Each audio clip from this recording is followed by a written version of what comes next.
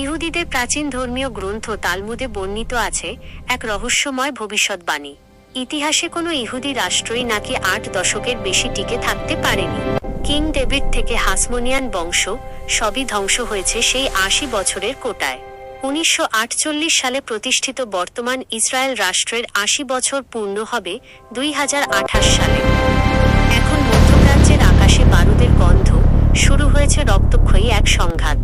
তেহরানের সামরিক কমান্ড সেন্টারে এখন শুধু প্রতিশোধের আগুন জ্বলছে। মরুভূমির বুক চিরে ধেয়ে যাচ্ছে একের পর এক শক্তিশালী ব্যালিস্টিক মিসাইল। যুদ্ধের এই আগুনের গ্রাফিক্স এখন পুরো মধ্যপ্রাচ্যের মানচিত্রে ছড়িয়ে পড়ছে। কার্স অফ 8 ডিকেডস, 8 দশকের এই অভিশাপ কি তবে সত্য হচ্ছে? ইসরায়েলের ভেতরে বাড়ছে রাজনৈতিক বিভাজন আর জনগণের চরম অস্থিরতা।